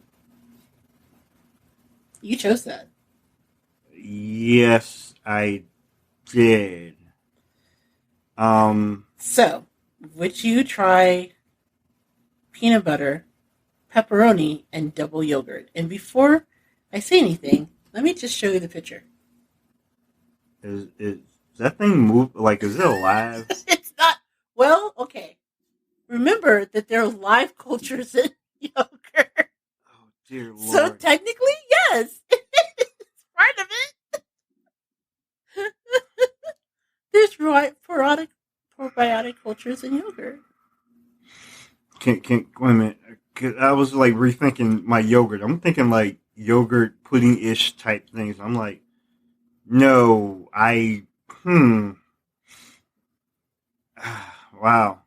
I'm sweating. I'm like, this is like. Why don't we just skip ahead and say it's a curses? I'm feeling like Rick James. I'm like, holy smokes of Jesus.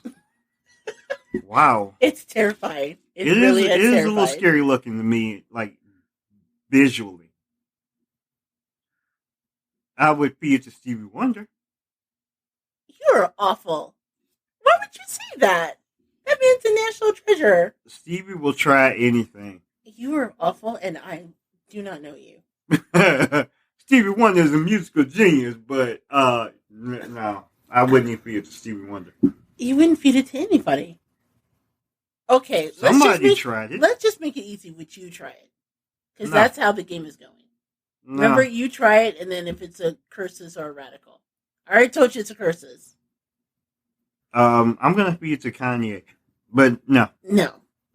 I can't do it. Okay. So you can check out the article yourself. They do have some interesting topping and some that surprisingly turned out well. I personally think I would try number one too. I would have to just hold my nose and try it, but it sounds like it's something I could pull off. That's all I gotta say. Ew. So now that we've completely horrified our listeners, tell you what, let's just take a moment or regroup, clean our palate, if you will, and then we'll close out with something pleasant by sharing the best thing we ate this week. So you're listening to the Gourmet Goober podcast. We'll be right back.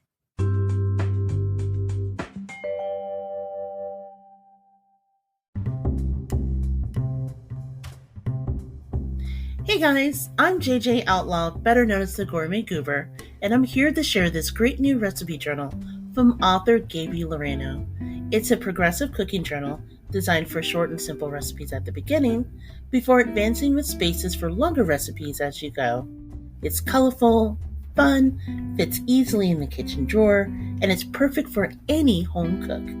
Best of all, it has over 100 pages for your most beloved culinary delights. Be sure to get your copy today at Amazon.com.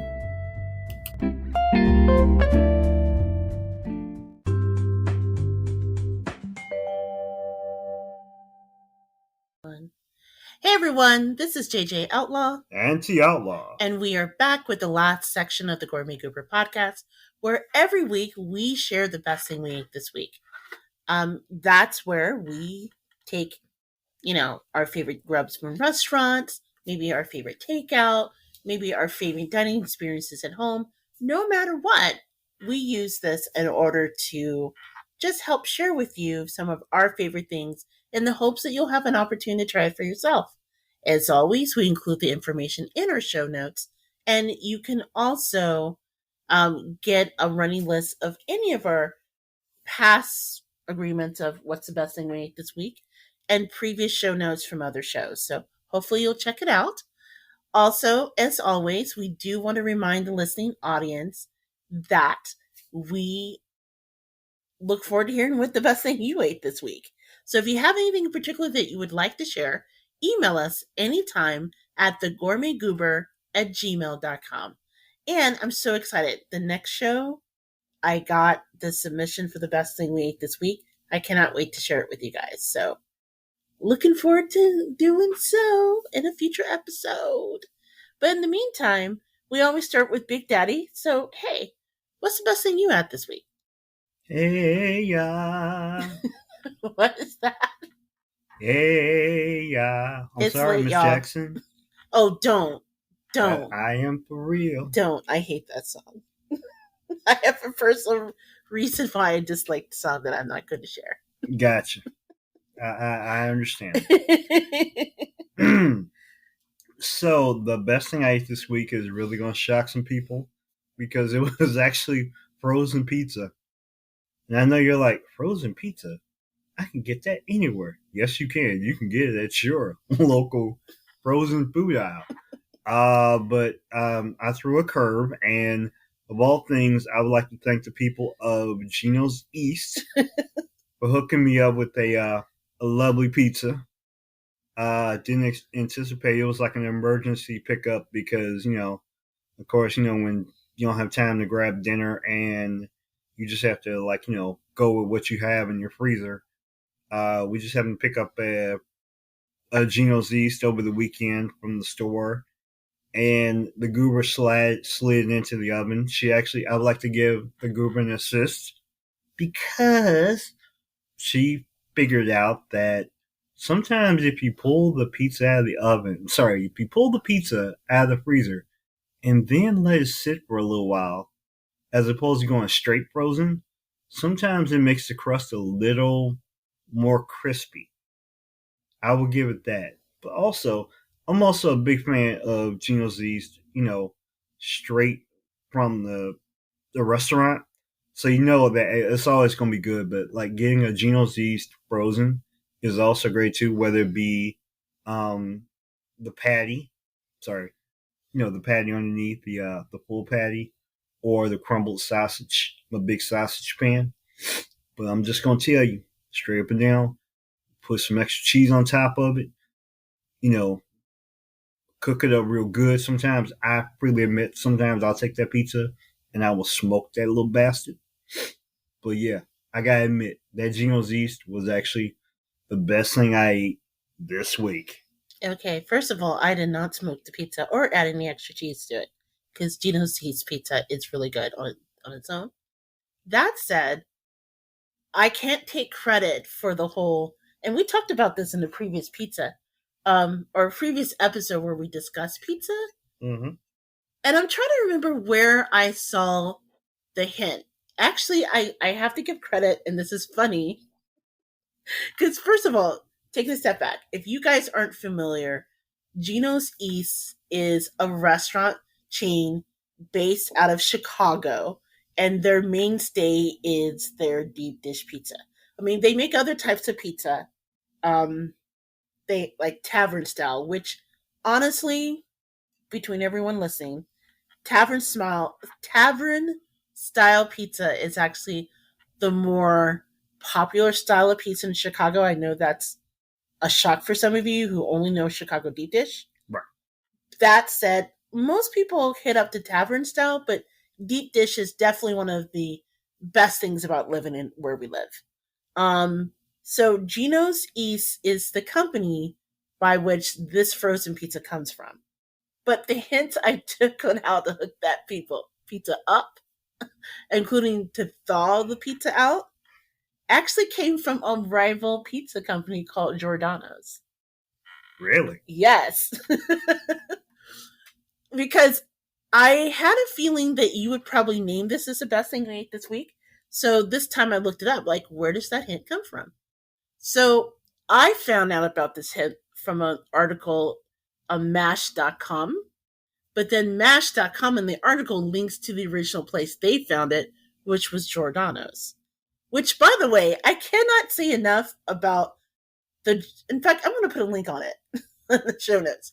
Because Giordano's actually has, and I never knew this really great informative page on how to make your frozen deep dish pizzas taste amazing. Okay. So, for example, when you get a frozen pizza, if you've ever made a frozen pizza, it actually says, open the box if it's wrapped in plastic, unwrap that bad boy and put it directly on top of, like the oven shelf. Right. And you put it in the middle. Actually, that's not true. The best thing you need to do, first of all, is fully thawed out, right? And you need what they use in a restaurant to give that crust that right amount of crispiness. So it's not soggy, and we've all had that soggy frozen pizza coming out. So what you do is if you have a cast iron skillet, which we have plenty, you flip that puppy over, right? And then you use the bottom of the cast iron skillet facing up as a pizza stone. So you put it in the oven, you preheat the oven, you with the pot turned over. So that pizza stone is screaming hot. And then you put that thawed pizza on top of the pizza stone, instant nirvana. So that's what I did with your pizza, and that's why it tasted a little bit more like the restaurant, Okay. as opposed to like just, if you've done a frozen pizza before, you always get that like weird sogginess at the bottom. That's how you eliminate that. But another hint that I learned from the Giordano's one, which is really good. So what if you have a thin crust, right? Mm-hmm. What you do is before you put it in the oven, you still thaw it out, right? But you flip that puppy over, and then The pan. No, you flip the pizza over. Flip the pizza over? Before you fully unwrap it, you take the wrap pizza, you flip it over, and then you see the bottom side, the crust side, and then you like take a fork or something and put in a couple small holes. The reason being is that air gets caught in that from when it was wrapped and when it thaws out and everything. And by doing that, it lets some of the air out of the dough, because you're putting raw dough now because you've thawed out the frozen pizza on the pizza stone. So it allows it to kind of let some of the air out so it doesn't trap that moisture inside, and it helps get the bottom crust crispier. Yes, okay. Right? This is some weird, wild stuff here. This is... So you unwrap it from the bottom, and then you flip it over so the cheese side is up, and then you put that unwrapped thing with the holes at the bottom of the crust on the pizza stone. Bam. That Giordano's page is magic. It even gives you hints, like if you got like a basic $3 like frozen pizza or something, how you can shows it up so it tastes like something you get out of the restaurant. But can it save with Totino's? Okay, I don't think anyone can save a Totino. Sorry if y'all like Totino's, but that stuff is awful. Okay. I did share that one time that I talked about when I was between jobs and I thought that I would pick up an extra shift for something doing shipped. Remember that? Yes, you did. I would get, because if you've ever done Instacart or Ship and you go to a place and your shopper has instructions, right? Like they want to pick out a pizza, and it's always the shopper's, up to the shopper to like replace the pizza. So if you're out of pizza A and you reach out to the person that you're shopping for, like, hey, they're out of pizza A. Would you like me to place it? Here are your choices. Or I can refund it for you. And it drove me crazy, the people who chose like the cheapest, most yuckiest pizza with like no topping. Like literally it was like the cardboard and like some sprinkles of cheese and stuff. And undoubtedly they would always chose like the bottom of it, like Tostitos, or like not Tombstone, but like what's under Tombstone? Oh goodness! Like below Red Baron. What's okay below Red Baron? Okay, well, I'm trying to think here because I know that I've been past the aisle. I gotta admit I'm a pizza snob. But not only that, but we went to college together. I know your pizza choices back then. My pizza choices were still on point in college. Your roommates were not. Yeah, my roommates had straight trash for pizzas, but right. I really admit I had some pretty good pizzas because I don't do garbage like frozen pizzas at all. I don't eat I'd rather go some restaurant and get some crappy pizza and like shush it up before I get a frozen pizza and that's straight crap. But yeah, my roommates not so much. They could they could run through like buzzsaw food and be like, even the vultures would run away from it. You know what? No disrespect, because we're still friends with your college roommate. Not anymore. So I don't want to diss that, but yeah, very bad pizza choices. And no disrespect if your favorite pizza is like Red Baron or whatever. I grew up eating Red Baron. So my only thing is that I have my pinky finger up right now because that is beneath me. what I'm trying to say is when you live in a pizza town like Chicago, you kind of become a pizza snob, like you said. So I totally get it. But what I was trying to say with that was I had to eventually stop shopping because I found myself like judging the people whose choices I'm like, oh, this artisan pizza, it's really good. And they're like, no, I want like this horrible pizza that's comparable in price but not made as well. I'm just like, oh, okay, well, do you? Which is terrible. And I hate to admit that I had those thoughts. No. She at one point got a shipped order, and I could audibly hear her contempt for the shopper and the choice that the shopper made. I'm like, this is what the pizza they want. She's like, I just can't believe that somebody's taste was that basic. I'm like, what? I guess you got to fill the order, huh? I was trying not to share that incident, but yeah. So maybe I'm not the best person to do that job. Although I did enjoy it because, like, I've talked openly on the show. One of the things that I love to do, and I know it's weird, I love grocery shopping. So I thought, ooh, I could grocery shop and get paid for it. And then I found, oh, it's too traumatic for me. It's too much stress. It's like all those people who bought American cheese when you know that, like, the better cheese is right there. Okay, sorry. Anyway. Okay, do you need a moment? I need a moment. This is a woman that could have a whole conversation with people in the middle of a Whole Foods while I'm like, I just want to bout this piece. They approached me, first of all. I don't know how that happened. However. But here's the thing. Going back to your choice. It's a great choice. I will share the link for Gino's Eats, but I'll also put in the link for how to cook a frozen pizza from Giordano's. And thank you, people from Giordano's, for doing that, because I'm telling you, those hints will change your way that you eat frozen pizza forever. Also, let me give a shout out to Giordano's because they do go to the restaurant. They have damn good pizza. They are amazing. But then again, my heart is with deep dish pizza. So I'm one of those people that believe that deep dish pizza is pizza, and I will scrap with you to think if you say otherwise. Jon Stewart. Don't come up on me and insult deep dish pizza because that's my heart. That's okay. I'm willing to, wait a minute. I'm actually going to do this, and I know we have to jump to what the Goober, what her best thing she ate, but I would like to say for the record, I'm going to agree and disagree with Jon Stewart. Even though you want to say that, New York style pizza is this, which is okay. Chicago pizza might be more pie-ish. Okay, we'll call it pie, but damn it, it's some damn good pie.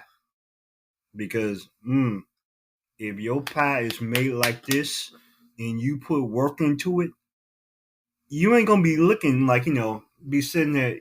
Watch your rat carry a deep dish off. They won't. They won't.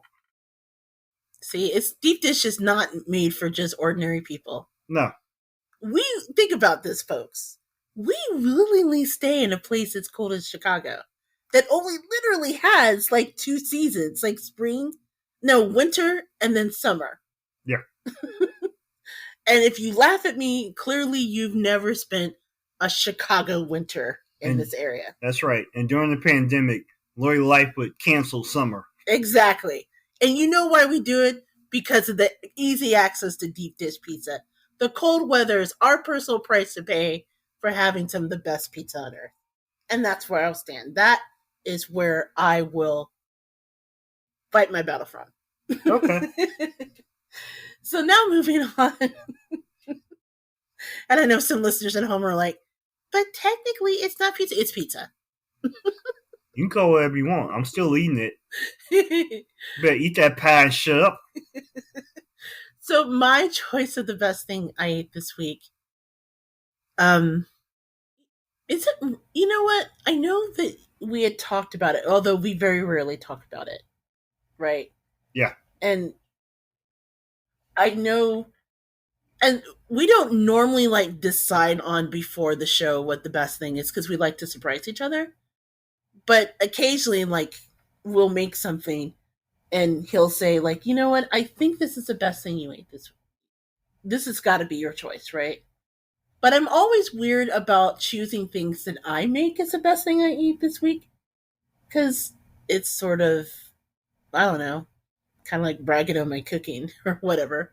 I bragged on my brisket in the entire first section of this. You think I'm worried? Well, I was actually going to, instead of the tostadas, I was going to choose, because I made tostadas earlier in the week. They were really good.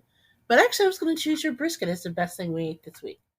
And I'm going to say that because I have not stopped eating on the brisket. And it's almost gone.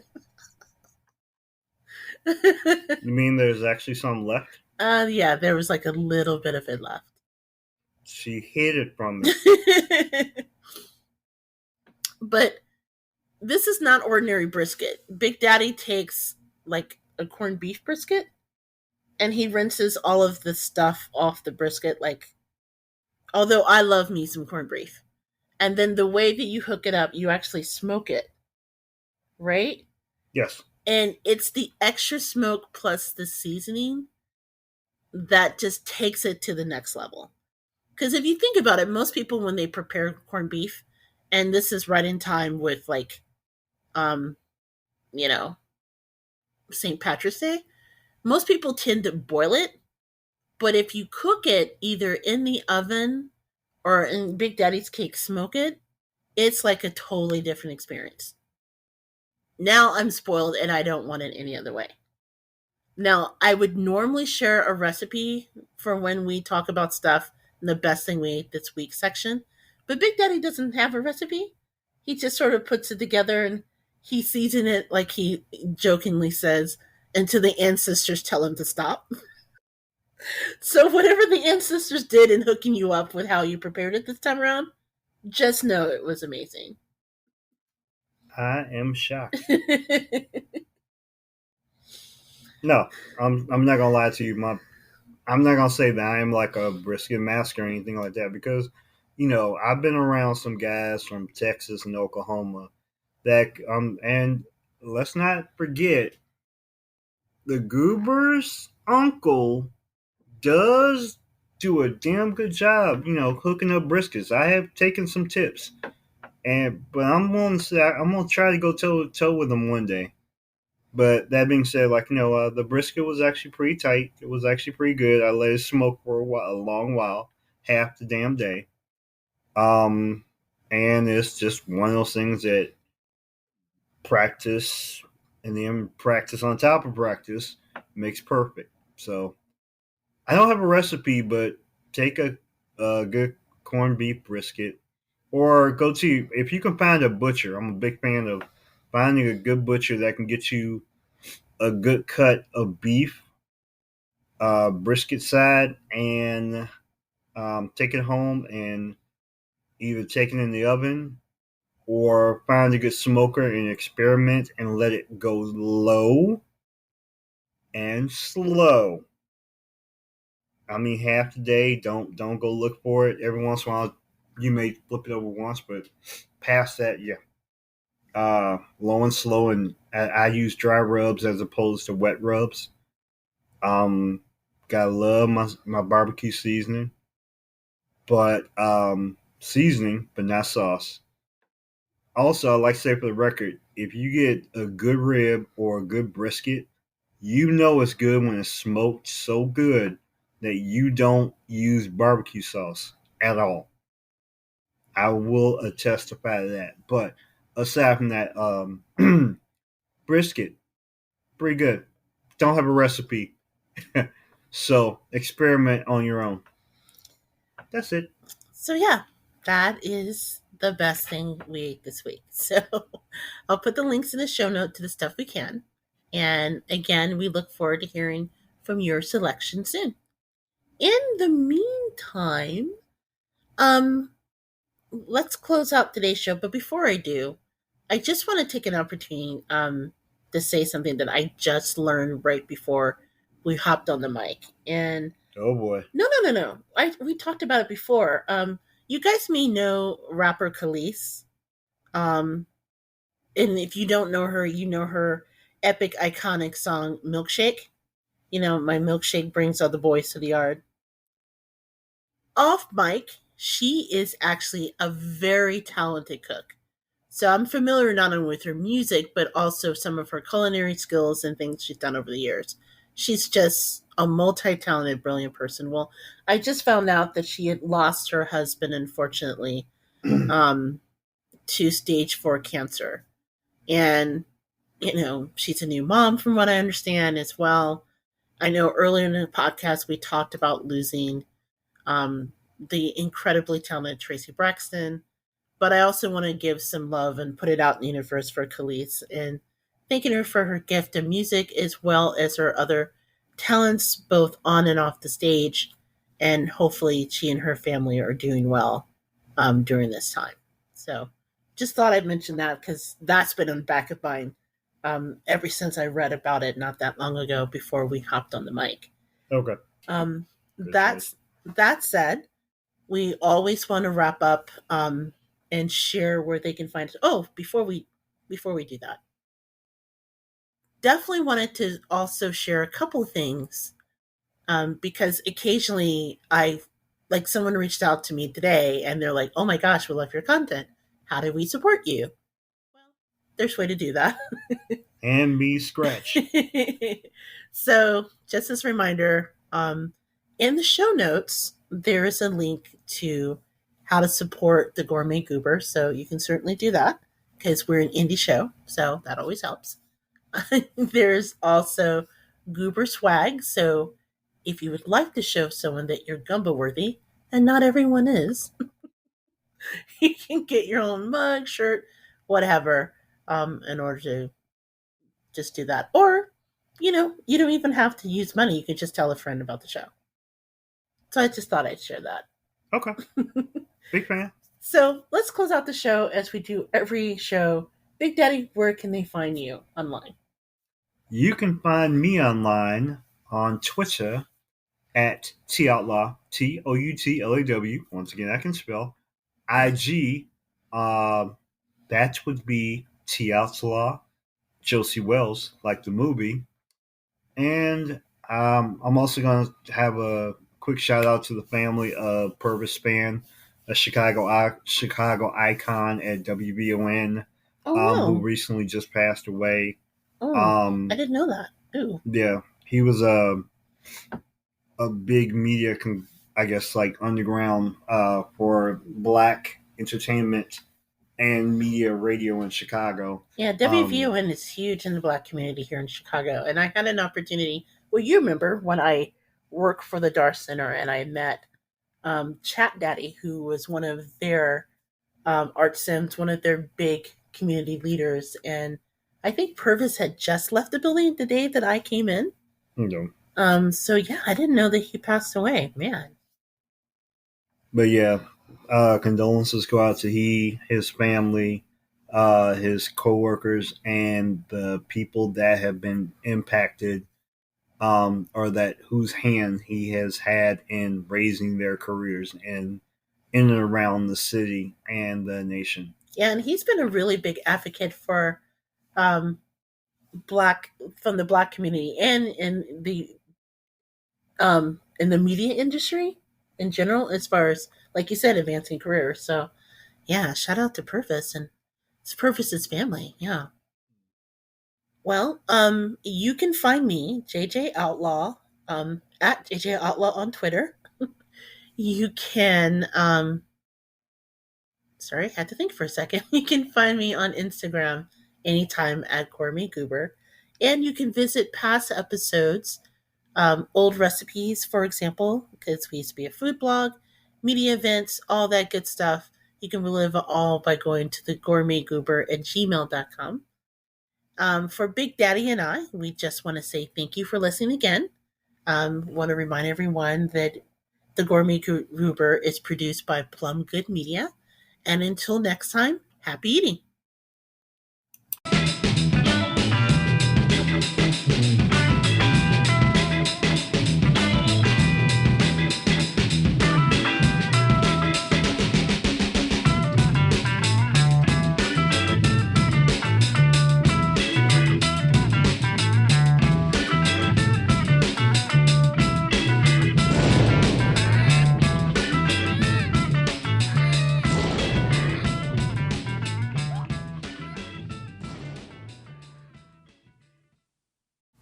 Hey everyone, this is JJ Outlaw. And T Outlaw. And we're the co-hosts of the Gourmet Goober podcast, back with a new episode where we celebrate the Supreme Court appointment of Associate Justice Ketanji Brown Jackson. Did she do it? She did it. We also talk Paula Patton's chicken fail, the sordid legacy of #Darius Crooks, and did you know that McDonald's is getting into the home goods decorating business? With rugs? Yep, with rugs. We'll tell you all about it and more on the Gourmet Goober podcast, available on Apple, Google Play, Stitcher, Spotify, Amazon, wherever you listen to podcasts, and on thegourmetgoober.com. Hey everyone, this is JJ Outlaw. And T Outlaw. And we're the co-hosts of the Gourmet Goober podcast, back with a new episode where we celebrate the Supreme Court appointment of Associate Justice Ketanji Brown Jackson. Did she do it? She did it. We also talk Paula Patton's chicken fail, the sordid legacy of #Darius Crooks, and did you know that McDonald's is getting into the home goods decorating business? With rugs? Yep, with rugs. We'll tell you all about it and more on the Gourmet Goober podcast, available on Apple, Google Play, Stitcher, Spotify, Amazon, wherever you listen to podcasts, and on thegourmetgoober.com. Hey everyone, this is JJ Outlaw. And T Outlaw. And we're the co-hosts of the Gourmet Goober podcast, back with a new episode where we celebrate the Supreme Court appointment of Associate Justice Ketanji Brown Jackson. Did she do it? She did it. We also talk Paula Patton's chicken fail, the sordid legacy of #Darius Crooks, and did you know that McDonald's is getting into the home goods decorating business? With rugs? Yep, with rugs. We'll tell you all about it and more on the Gourmet Goober podcast, available on Apple, Google Play, Stitcher, Spotify, Amazon, wherever you listen to podcasts, and on thegourmetgoober.com.